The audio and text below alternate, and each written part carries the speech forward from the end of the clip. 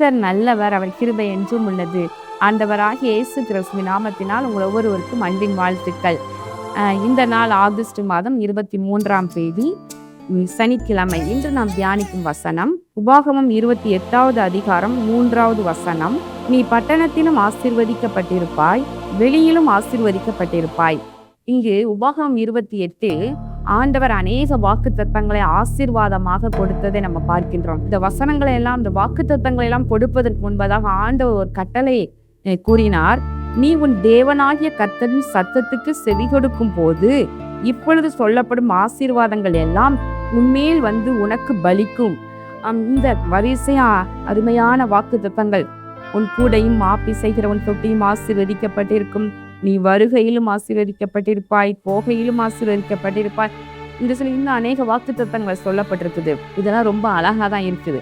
இந்த வாக்கு தத்தத்தை நம்ம பெற்றுக்கொள்வதற்கான வாசல் நமக்கு திறக்கணும். அதுக்கு கீ என்ன அப்படின்னு சொன்னா, உன் தேவனாகிய கர்த்தருடைய சத்தத்துக்கு நீ செவி கொடுக்கும் போது அதுதான் கீ, அதுதான் வந்து சாவி. அந்த சாவி நம்ம கிட்ட இருந்ததுன்னா இந்த வாக்கு தத்தங்களை எல்லாம் அழகாய் நம்ம வந்து எடுத்துக்கொள்ள முடியும். நன்மைகள் எல்லாம் பூட்டி வைக்கப்பட்டிருக்கு. ஆனா அதை எதை வச்சு திறக்க முடியும் அப்படின்னா, அதற்கு ஒரு கீ கொடுத்திருக்கிறார். ஒவ்வொன்றுக்கும் ஒவ்வொரு விதமான கீ.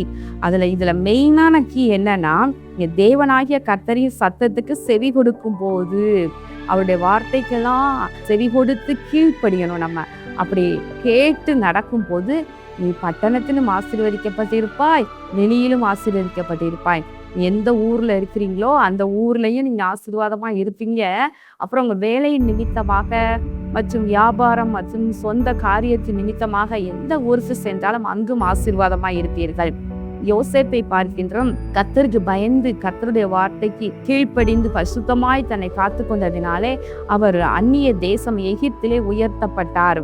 தானியேலை பார்க்கின்றோம். அதே போல எருசலேமிலிருந்து சிறைப்பிடிக்கப்பட்டு அவங்க பாபிலோனுக்கு கொண்டு போகப்பட்டாலும் அங்கும் தானியேலும் அவருடைய நண்பர்களும் கூட அவங்க கர்த்தருக்கு பயந்து தங்களை பரிசுத்தமாய் காத்து கொண்டதினாலே அங்கு பாபிலோன் தேசத்திலையும் கர்த்தர் அவர்களை உயர்த்தி வைத்தார் என்று பார்க்கின்றோம்.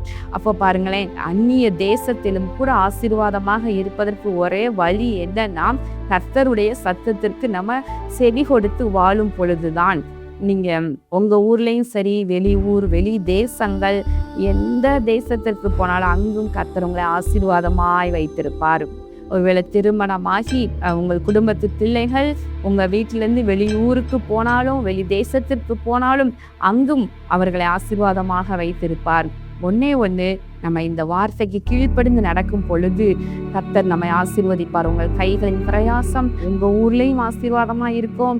நீங்க ஒருவேளை வியாபாரத்தின் நிமித்தம் அல்லது உங்களுடைய கம்பெனியில நீங்க நல்ல ஒரு போஸ்ட்ல இருக்கலாம், அல்ல வேலையில இருக்கலாம். அங்கிருந்து உங்களை பல ஊர்களுக்கு சென்று வரும்படியாக சொல்லுவாங்க. இப்படிலாம் சென்று வரும் பொழுது எல்லா இடங்களிலும் உங்களை தேவ ஒத்தாசை, தேவ அனுகிரகம், தேவ ஆசீர்வாதத்தை கர்த்தர் நிச்சயமாய் கட்டளையிடுவார். கண்டிப்படி ஜெபம் பண்ணுவோமா? எங்கள் அன்பின் பரலோக பிதாவே, இதோ இந்த நாளில் நாங்கள் தியானித்த உடைய வார்த்தையின்படி ஆண்டவரே, உடைய சத்தத்துக்கு செவி கொடுத்து வாழும் பொழுது பட்டணத்திலும் ஆசீர்வதிக்கப்பட்டிருப்பாய், வெளியிலும் ஆசீர்வதிக்கப்பட்டிருப்பாய் என்ற நல்ல வாக்கு தத்தத்திற்காக உமக்கு ஸ்தோத்திரம். ஆண்டவரே, இதோ உடைய பிள்ளைகள் இந்த நாளிலே ஆண்டவரை எந்த ஊருக்கு பிரயாணப்பட ஆயத்தமாக இருக்கிறார்களோ அல்லது எந்த ஊரிலே இருக்கிறார்களோ அவ்விடத்திலே அவர்களுக்கு தேவையான நன்மையும் கிருபையும் அருளி செய்து ஆசீர்வாதத்தை கட்டளையிடுவீராக. இயேசு கிறிஸ்துவின் நாமத்தினாலே இந்த ஜெபத்தை ஏறெடுக்கின்றேன் நல்ல பிதாவே, ஆமென்.